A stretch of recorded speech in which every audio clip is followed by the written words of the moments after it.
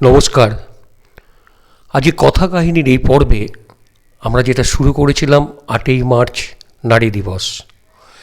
এই নারী দিবসে আজকে আমি পেয়েছি সায়ন্তী নায়েককে। তার কাছ থেকে শুনব তার লড়াইয়ের কাহিনী। কারণ সে কিছুদিন আগে অনেক লড়াই করে একটি সরকারি চাকরি পেয়েছে সেন্ট্রাল গভর্নমেন্টের। তার কাহিনীটা আজকে আপনারা শুনুন। নমস্কার সায়ন্তী, তুমি তো ভীষণ লড়াই করে একটা চাকরি পেয়েছো। কিসে চাকরি পেলে এবং কিভাবে চেষ্টা করেছো, কতদিন, তার কাহিনীটা একটু যদি বলো। আমি মিনিস্ট্রি অফ কনজিউমার অ্যাফেয়ার্সে গভর্নমেন্ট অফ ইন্ডিয়ার আমি সিনিয়র সেক্রেটারিয়েট অ্যাসিস্ট্যান্ট পদে নিযুক্ত হই এবং এটার পরীক্ষা হয়েছিল 2024 সালের 21শে নভেম্বর। আর তারপরে তার প্রসেস চলে আমার মানে নিযুক্তিকরণ এটা হয় 3rd সেপ্টেম্বর। আমি 3rd সেপ্টেম্বর 2025-এ আমি জয়েন করি ডিপার্টমেন্ট অফ কনজিউমার অ্যাফেয়ার্সে। আর এই পরীক্ষা নয়, আমি বাকি আরও অনেক পরীক্ষা দিতাম, যেমন কম্বাইন্ড গ্র্যাজুয়েট লেভেল, মানে এসএসসির আন্ডারে, তারপর এমটিএসের পরীক্ষা বা এগুলো আমি অনেক দিতাম। এগুলো আমি স্টার্ট করেছিলাম 2019-এ, কিন্তু 2019-এ আমার সেরকম প্রিপারেশন ছিল না। গ্র্যাজুয়েশনের পরে আমি এই সরকারি চাকরির পরীক্ষার পড়াশোনা স্টার্ট করি এবং মাঝে করোনা চলাকালীন 2 বছর একটু গ্যাপ হয়। তো মেন প্রিপারেশন শুরু বলতে গেলে 2022-এর পর থেকে, কারণ তারপর থেকে করোনার পরবর্তী টাইমে ওই পড়াশোনা মানে পুরোপুরি ঘরে করে তারপরে চাকরির পরীক্ষাগুলো মানে একদম প্রপার ওয়েতে দেওয়া স্টার্ট হয় এবং সেগুলো করে আমি 2025-এ চাকরিটা পাই। 2019 থেকে 2025 দীর্ঘ সময়, এই এতখানি ধৈর্য একটা সরকারি চাকরি পেতে গেলে সে ধৈর্যটা ধরলে মানে ধরে রাখাটা তো খুবই কঠিন। তুমি কিভাবে রাখতে? ধৈর্য মানে এটা নিজের উপর একটা আশা রাখতে হয় যে হ্যাঁ, আমি চাকরিটা পেতে পারি। অনেকেই বলে যে সরকারি চাকরি হয় না, তবে সেটা ভুল। কারণ একটুখানিক বিভিন্ন আজকালকার যুগে বিভিন্ন অ্যাপ আছে, সেই জায়গাগুলোতে এনরোল করা মানে একদম ফ্রি এনরোল করে সেই জায়গাগুলোতে কন্টিনিউয়াসলি দেখতে থাকতে হয় যে কি কি পরীক্ষা রয়েছে বা কিছু। তো সেগুলো থাকতে থাকতে এবং বাড়িতে আলাদা করে এমনি অন্যান্য অ্যাপে মক টেস্ট দেওয়া বা এগুলো করা, এগুলো করতে করতে নিজের উপর কনফিডেন্স চলে আসে এবং একটা টাইমের পরে এই জিনিসগুলো ক্লিয়ার হয়ে যায় যে কোন পরীক্ষায় কোন ধরনের কোয়েশ্চেনগুলো আসতে থাকে। সেগুলো অ্যাকচুয়ালি মানে অনেক জায়গাতেই আমি জানি, যেমন ব্যাংকের পরীক্ষাতে অনেক টাকা দিয়ে তারপরে ফর্ম ফিল আপ করে তারপরে পরীক্ষায় বসতে হয়। সেগুলো সবার পক্ষে সম্ভব হয় না। তো সেক্ষেত্রে আমি বলবো যে বিভিন্ন যে অ্যাপ আছে সেই অ্যাপের মাধ্যমে 10 ইয়ার্সের কোয়েশ্চেনগুলো দেখে বা সেই প্যাটার্নগুলো ফলো করে যদি একটু পরীক্ষায় যাওয়া যায় সেগুলো বেটার হয় এবং এই পরীক্ষা দিতে দিতে একটা মানুষের কনফিডেন্স বিল্ড করে যায় যে আমি এই জায়গায় যেতে পারি। এবং ওই পরীক্ষার প্রশ্ন, আমি যেটা বলছিলাম, পরীক্ষার প্রশ্নগুলো দেখলে বোঝা যায় যে কোন কোন চ্যাপ্টার থেকে কী কী হতে পারে।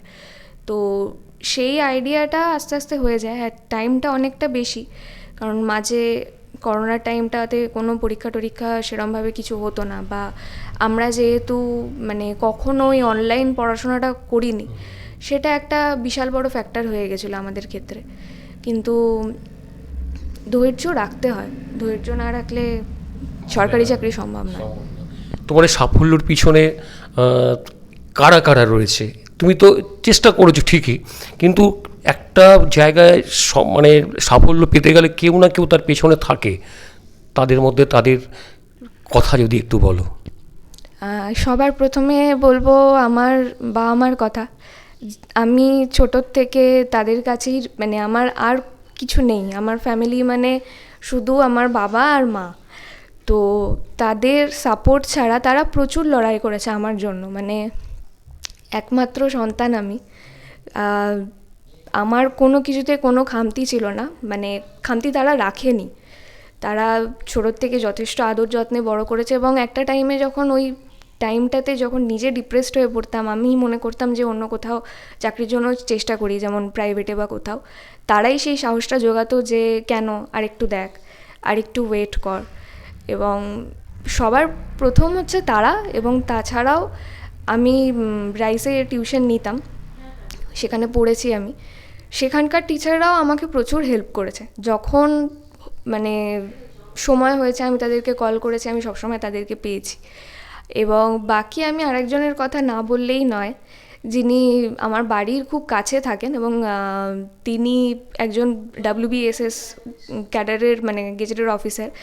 তার কাছে আমি ইংরেজি পড়তাম ঠিকই, কিন্তু তিনি মানসিকভাবে আমাকে অনেক বেশি স্ট্রং করে দিয়েছিলেন।